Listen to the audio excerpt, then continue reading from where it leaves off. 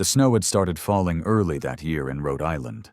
The streets were quiet, blanketed in soft white, but inside Emily's in-laws' house, the silence was sharp, loud, and cold in a very different way. The air smelled of roast beef, garlic bread, and something Emily had come to dread: judgment. Emily had lived her entire life in Rhode Island. She loved the coastal breeze, the old brick buildings downtown, and the way the seasons changed with such honesty. But nothing in this town had prepared her for what it meant to marry into the Carter family, especially not for the woman who ruled over it, Linda Carter, her mother-in-law. At 36, Emily weighed 198 pounds. She knew the number. She saw it every morning on the digital scale that blinked back at her like it hated her. She felt it in her knees, in her breath, in the way people looked at her, like she didn't belong. But nothing, absolutely nothing, cut as deep as the way Linda looked at her. That evening, the family was gathered around the dining table. Candlelight flickered on silverware, and laughter echoed through the room, until Linda's voice sliced through the moment. "Well, Emily, maybe skip the rolls tonight. You know, save room for some self-respect." Everyone chuckled. Except Emily. She froze. Her husband, Matt, didn't say a word. Not even a glance. Just kept sipping his wine, like it wasn't his wife being publicly shamed. Emily forced a smile. "I'm good, thanks," she whispered, placing the bread back in the basket with trembling hands. It wasn't the first time Linda made comments like that. It wasn't even the worst. Over the years, she had compared Emily to farm animals, joked about needing extra insurance to cover her weight, and once even told her that Matt married down. Emily had learned to laugh it off, to brush it away, to hide her tears in the bathroom sink. But that night was different. Later, as she helped clear the table, Emily overheard Linda talking to one of Matt's cousins in the next room. "I swear, if Matt had married a woman with real values, someone who knew how to take care of herself, her health, her money, we wouldn't be stuck with this embarrassment." That word. Embarrassment. It echoed through Emily's skull like a gunshot. Her chest tightened, her stomach turned. And in that exact moment, something inside her cracked. Not just cracked. Snapped. She didn't cry, not that night, not in front of Linda. But when they got home, and Matt went to bed without a single word about what had happened, Emily sat alone on the couch, staring at the blank TV screen.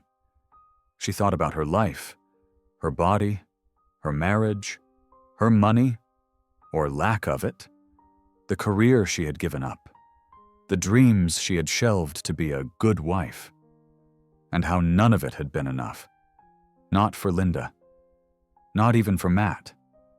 That night, at exactly 2:24 in the morning, Emily opened her laptop. She Googled, "How to start over at 36. Then she typed, "Affordable gyms near me." Then, "What is healthy weight loss?" She stayed up all night, not out of sadness, but out of something new, something raw. It wasn't anger, it was fire. The next morning she made a list, a real one, on paper. It had 3 words at the top: health, money, power. Then she wrote, "Lose 88 pounds, take control of my health, build a career of my own, become independent, never let anyone make me feel worthless again." The snow kept falling outside, but inside Emily, the storm was clearing. She was done being the joke at someone else's table. Next time she sat at that table, they were going to choke on their judgment. And it would taste a lot like revenge. It was early morning when Emily walked into the small gym 2 blocks from her apartment. The sun had barely risen, casting a pale golden glow over the snow-covered streets of Providence. The parking lot was mostly empty, the kind of quiet that made it feel like the world hadn't noticed her yet. And that was exactly what she needed. Inside, The gym smelled like rubber mats and ambition. A young woman behind the counter smiled. "First time?" she asked. Emily nodded. "Yeah, first time in a long time." She signed up for a monthly membership using her last $270. It hurt, but it felt like a down payment on something she hadn't had in years. Hope. The next few days were brutal. Her legs ached, her arms burned. She sweated through her clothes, her skin turning red and raw. But every drop felt like it was scrubbing off the shame she'd been carrying. One step on the treadmill, one rep at a time, she was peeling away the words that had haunted her. Embarrassment, lazy, worthless. She didn't tell Matt, not because she wanted it to be a surprise, but because he hadn't asked her how she felt in months. He came home from work, barely looked at her, ate dinner in silence, and spent the rest of the night on his phone. Their marriage had become a quiet, cold contract. No passion, no partnership, just routine.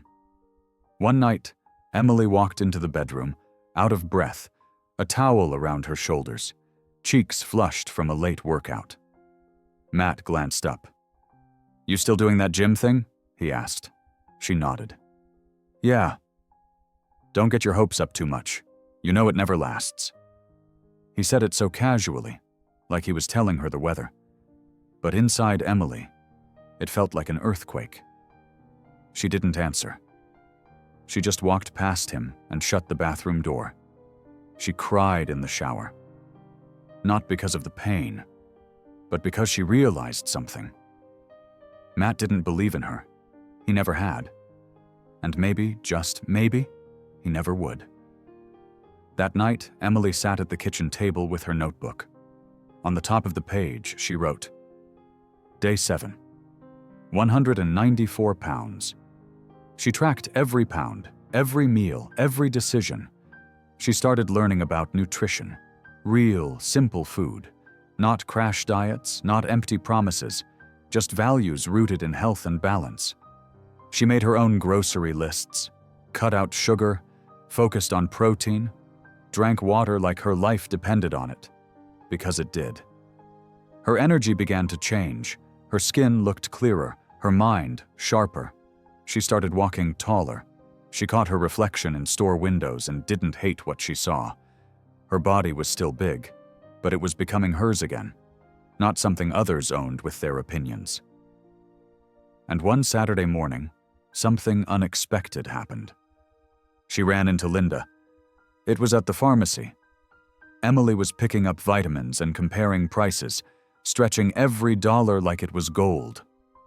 Linda turned the corner, pushing a cart full of beauty products. She saw Emily and froze. "Well, look who's here," Linda said. "Didn't expect to see you out and about this early." Emily looked her straight in the eye. "Good morning, Linda." Her voice was calm, steady. No shaking hands, no forced smile.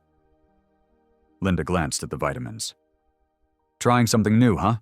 Emily nodded. "Yeah, I'm investing in my health." Linda scoffed. "Hope it sticks this time?" Emily didn't flinch. "It will. I've got different goals now, real ones, with real value." Linda gave her a forced smile and walked away. That short moment didn't end with a scream or a fight. But for Emily, it was victory. A quiet one, but powerful. She had stood her ground. She didn't shrink. She didn't apologize for taking up space. Every day after that felt a little lighter. She started waking up before the alarm. She got a part-time job at a small insurance office downtown, just answering phones. It didn't pay much, but it was a start. It was her first paycheck in over 4 years. And with that paycheck, she bought herself something small but meaningful. A new pair of running shoes. Bright red. Loud. Unapologetic. She laced them up the next morning and stepped outside into the crisp air. Not as the woman who was laughed at around the dinner table, but as someone chasing health, prosperity, and a new kind of wealth, the kind built on her own 2 feet, The streets of Providence were still icy, but spring was trying to break through. You could feel it in the air, just a hint of warmth sneaking past the cold. Emily wrapped her scarf tighter around her neck as she walked to the bus stop. She couldn't afford a car yet, not with Matt still managing all the household money. But she didn't care. She had something better now. Direction. She was working 20 hours a week at Carter & Son Insurance. The irony wasn't lost on her. Matt's uncle owned the office, and he offered her the receptionist job almost out of pity. But she didn't see it that way. She saw opportunity. She took every call seriously, dressed sharp even on casual Fridays, and listened, really listened, when the agents spoke to clients. "Emily," said Mr. Carter one afternoon, "you're picking this stuff up faster than most of the agents I've hired. Ever thought about getting licensed?" She blinked. "You think I could?" He smiled. "You've got people skills. You've got the voice. And most importantly, you've got hustle. You'd be great at this."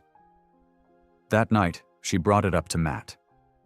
He was halfway through a beer, his feet propped up on the coffee table. "I'm thinking about studying to become a licensed agent," she said, trying to keep her voice steady. He didn't even look up. "With what money?" "I'll cover it myself. I've been saving from my checks.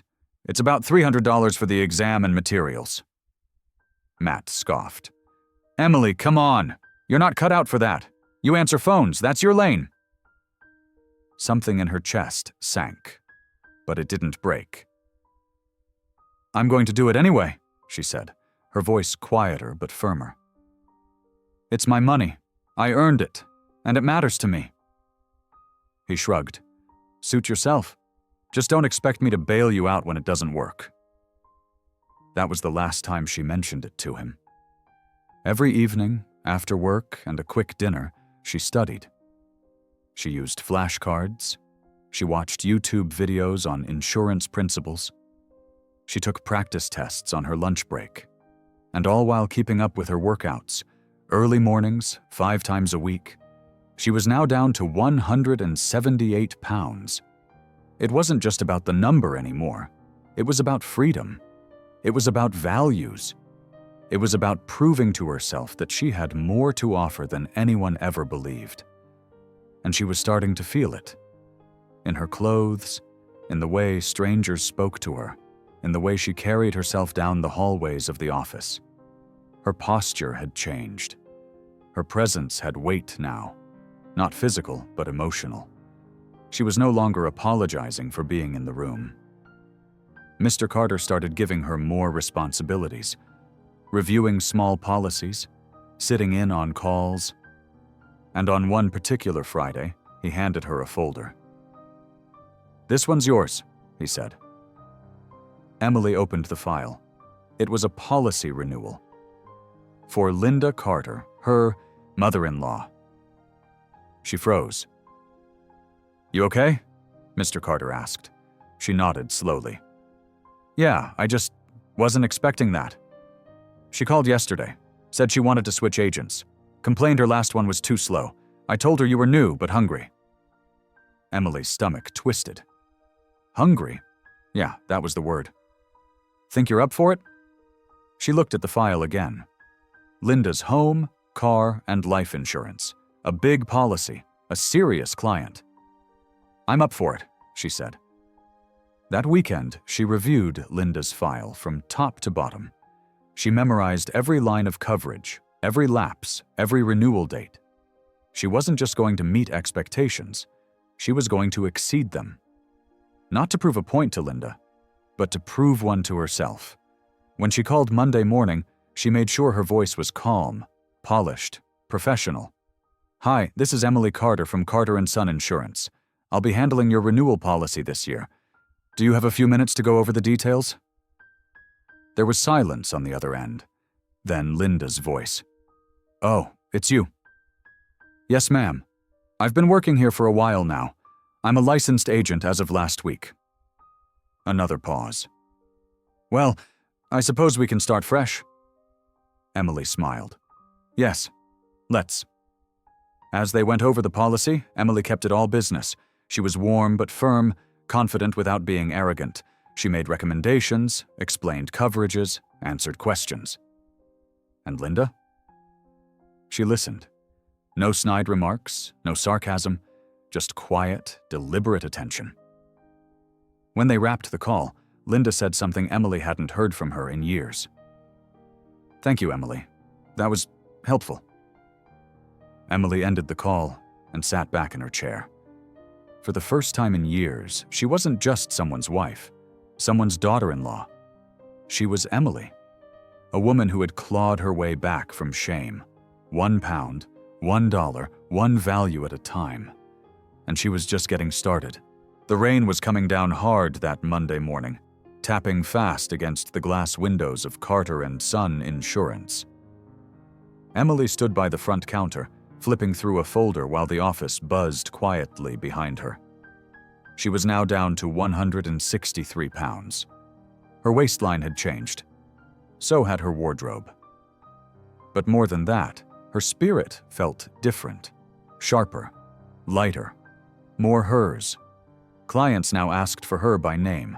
One even called her the most patient person in this whole town.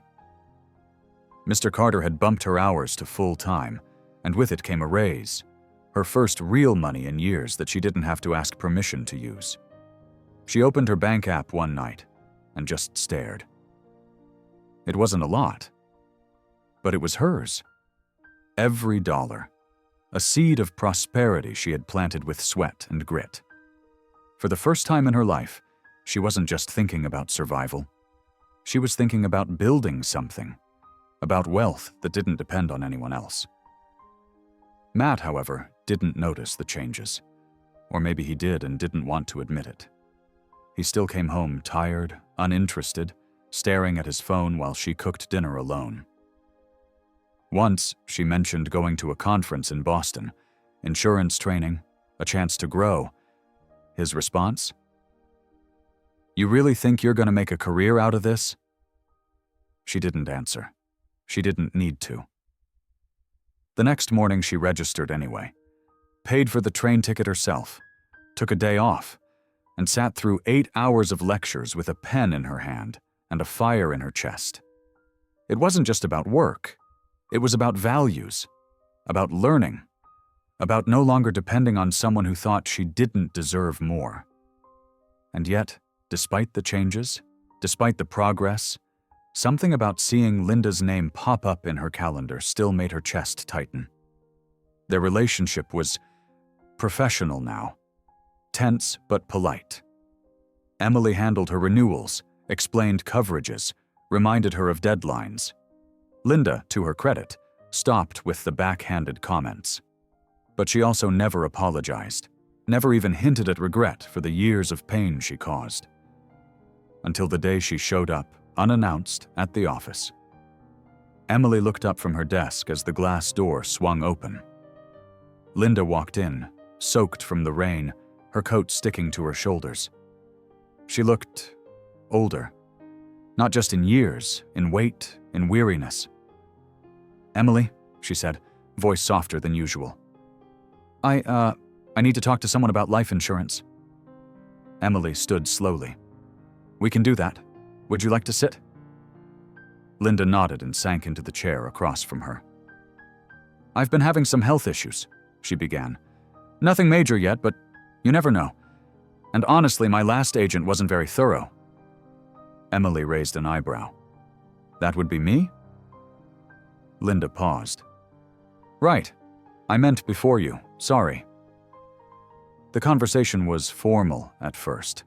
Numbers, coverage, rates. But then something shifted. Linda looked down at her hands. "You've changed." Emily didn't answer. "I mean, you look good, healthier, stronger." Emily stayed quiet. "I was wrong," Linda said finally. "Back then, I said some ugly things. I thought I was being funny or helpful. But truth is, I was just mean." It hit Emily like a wave. Not relief, not revenge, just stillness. She took a slow breath. "Thank you for saying that," she said. Linda looked up. "I'm not asking for forgiveness. I just wanted you to know." Emily nodded. They finished the paperwork. As Linda stood to leave, she hesitated. "You're not who you used to be."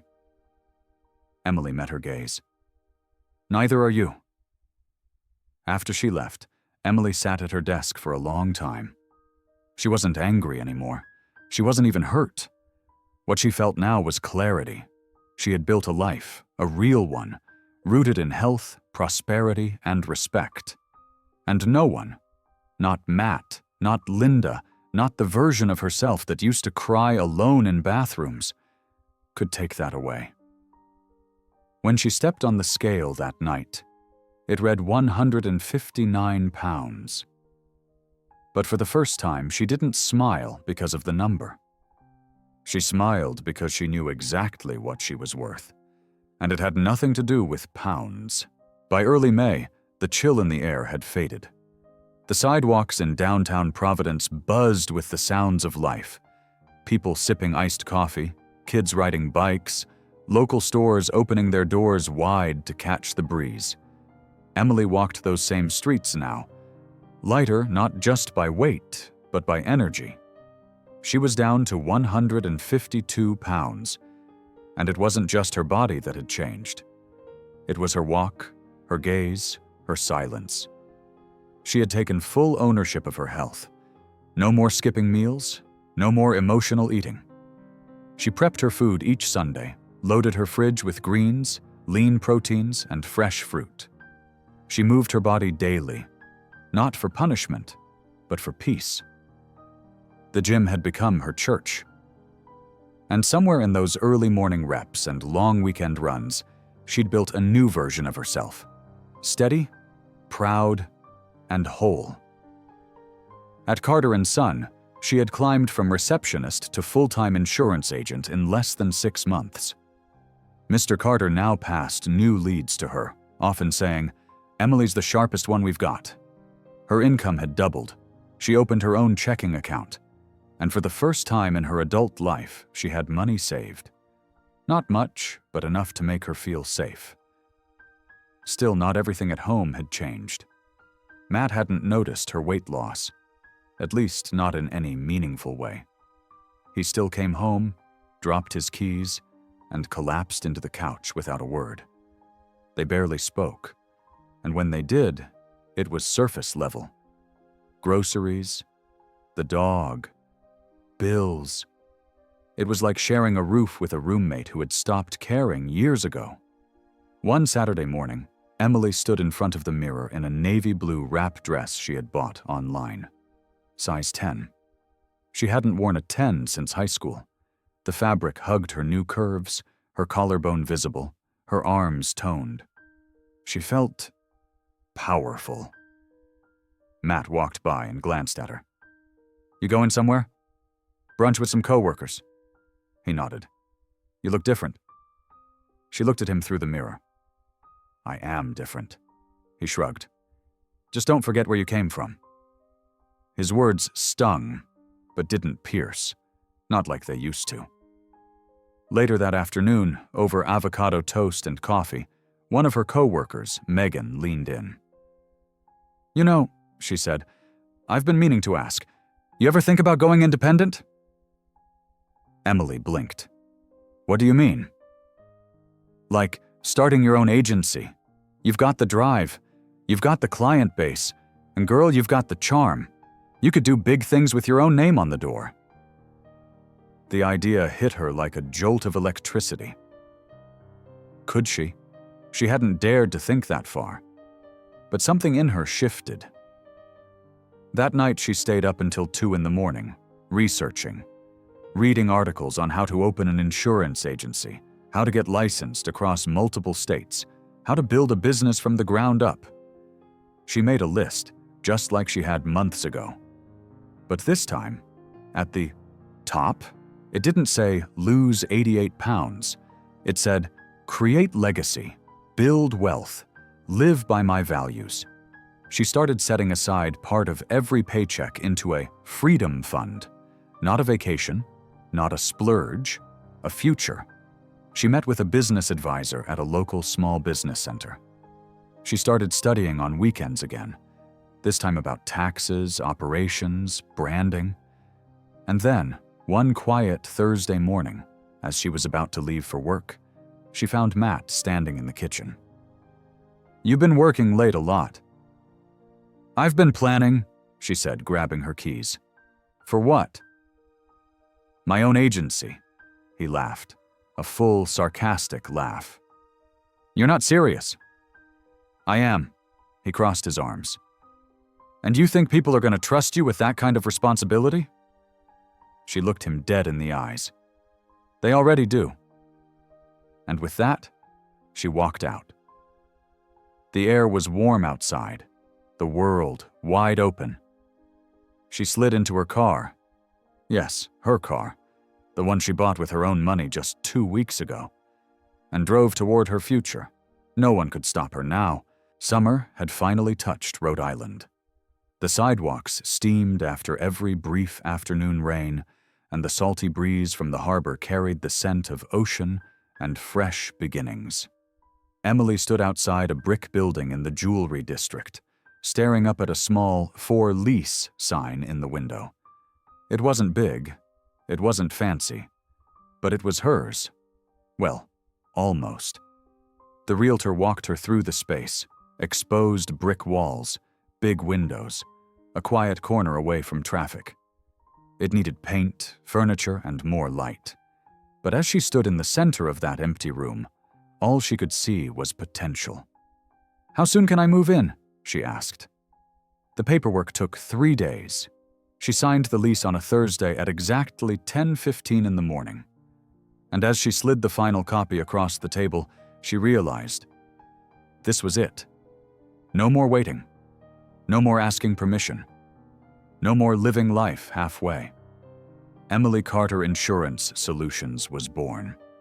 She had a nameplate made, ordered a second-hand desk and 2 chairs from a thrift shop in Cranston, painted the walls a soft cream, and hung a frame behind her desk that read, "Integrity, Prosperity, Trust." By the end of that week, she was licensed in 3 states, had her first 5 clients, and a business bank account with her name on it. She told Matt one evening after dinner, "I opened the agency, signed the lease last week." He barely looked up from his plate. "Good luck with that." "I don't need luck," she said. "I've got experience and values and real clients."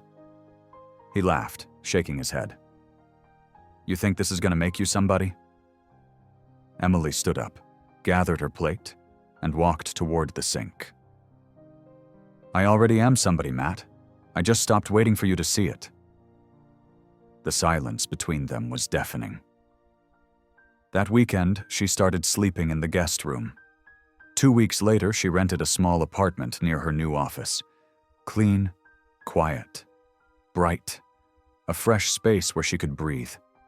She moved out without drama, without tears, just strength. Linda called her again, this time not for insurance. "Emily, I heard you opened your own place." "I did," Emily said, "right in the jewelry district." There was a long pause. "I know things were rough between us, but I wanted to say I'm proud of you. Not everyone builds something out of nothing." Emily smiled softly. "Thank you, Linda. That means a lot. You've done well, really well, prosperous, healthier too. You look happy." "I am," she replied, "for the first time in a long while." They didn't dwell on the past. There was no need. Emily had moved on, not just from the pain, but from the version of herself who tolerated it. By late June, she had 15 clients, a website, and a growing inbox. People were coming to her for advice, protection, peace of mind. She wasn't just selling policies. She was helping folks feel safe. That meant something. That was real wealth. She'd lost 82 pounds by then. Her goal was 88, but the scale wasn't the point anymore. Her skin glowed, her voice held confidence, and every morning she looked in the mirror, She didn't count flaws. She counted strength. One client, an older woman named Grace, stopped her after a meeting. "You remind me of someone I used to know," she said. "Me, before I lost myself." Emily held her hand gently. "It's never too late to come back." She meant it, because she had done it, inch by inch, breath by breath, step by step. Emily Carter had rewritten her life, and the woman who once cried in silence now walked into rooms like she owned the air. Rhode Island, late July. It was a Sunday morning when the final number on the scale blinked back at her. Emily stepped down slowly, her feet firm on the cool tile floor of her new apartment. The number was 110.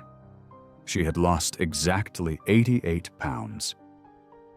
She stared at it, not with shock or tears, but with calm, quiet pride. It was never about being skinny. It was about being free. The sun poured into the kitchen window as she brewed her coffee, humming softly to herself. Her phone buzzed on the counter. A calendar reminder. Meeting with Linda. 10 a.m. Emily smiled. Not long ago, a message from her mother-in-law would have sent her spiraling. But now, she saw it for what it was. Another appointment, another chance to do her job, another step in the legacy she was building with prosperity and grace. She wore a fitted blazer, pale beige slacks, and soft heels that clicked confidently across the wooden floor of her office. Her hair was pulled back. Her presence was undeniable. Linda arrived exactly on time. She looked different. Tired, smaller, as if the weight of the years had finally caught up with her. She sat down with a sigh, avoiding Emily's eyes at first. "I need to update my life insurance policy," she said. "I've been diagnosed with early-stage heart disease. I've got a lot to think about." Emily nodded slowly, her voice professional. "I'm sorry to hear that, Linda. I'll do my best to guide you through everything." They spent the next 45 minutes reviewing options, terms, and coverage changes. Emily answered every question, paused when needed, and made sure Linda felt supported, not judged. When they finished, Linda sat quietly, hands folded. "You know," she said, eyes glassy, "I never thought I'd say this, but I'm glad it's you sitting across from me. I really am." Emily leaned back in her chair. "Why's that?" "Because you didn't just change your body. You changed your whole damn life. And you did it without becoming cold. You built something real, a business, a name, independence. I look at you now and I see wealth, not just in money, in character, in strength." There was a pause. The air between them softened. "I used to think that making people small made me big," Linda continued, "but I was wrong. You didn't just rise, you rose above me." Emily took a slow breath. Her voice was steady. "I didn't do it to prove you wrong. I did it to prove myself right." Linda smiled. For the first time in years, it was warm. "Whatever the reason, I'm proud of you. Truly." As she left, Emily watched her go. Not with resentment, but with understanding. Some people hurt others because they're hurting too. But healing doesn't come from revenge. It comes from growth, from values, from choice. That afternoon, Emily closed the office early. She walked down to the waterfront, the breeze brushing against her face. The ocean sparkled under the late summer sun. She thought about the girl she used to be.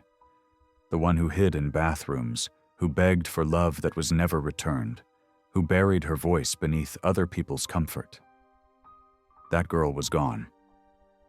In her place stood a woman who had fought for her health, built her own prosperity, stood by her values, and created a life of quiet richness no one could take away. And just as she was about to head back, her phone rang. It was a new client referral. From Linda. Emily smiled. Poetic. Rhode Island. 1 year later. The day was warm, skies soft and blue, The kind of Rhode Island summer day where you don't rush anything. Emily stood in front of her office, now with a brand new sign above the door. Carter & Cover Insurance Group. Not just her name anymore. A team. A vision.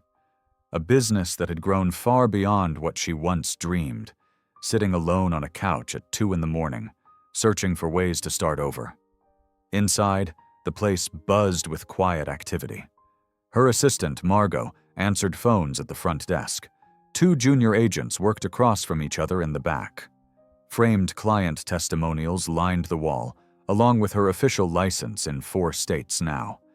Emily walked through the office with quiet pride. She had over 100 clients, monthly revenue steady. She was hiring, growing. Her agency was becoming known not just for coverage, but for care. Real people, real service, real values. And people noticed. She had been invited to speak at a small business conference the following month. The topic? From shame to strength. Building wealth on your own terms. That title hit home, because that was exactly what she had done. It had been 12 full months since that dinner, since Linda's voice first broke something in her that would never be the same again. 12 months since she'd felt like a shadow in her own life. She didn't just lose 88 pounds, she lost shame. She lost silence. And in its place, she built a foundation of health, prosperity, and personal wealth. Matt? They separated 5 months ago, quietly, no big blowout, just a conversation over coffee. "You're different now," he had said. "I'm finally me," she answered. He didn't fight it, because deep down, he knew he had already lost her long before she packed the last box. And Linda? She was now one of Emily's most loyal clients, referred 3 friends in the past 2 weeks. Sent a birthday card with a handwritten note that read, "You didn't just change your life. You taught me what change looks like. Thank you." Funny how life works. 1 year you're crying in silence. The next, you're thriving in clarity. And on that particular Thursday, just past 3 p.m., Emily stepped outside to take a break. She leaned against the brick wall of her office, sipping a cold tea, watching the world pass by. A woman stopped at the light across the street, heavyset, pushing a stroller, tired eyes, slumped shoulders. Emily watched her for a moment, and then something inside her pulled. She walked across, smiling gently. "Hi," she said.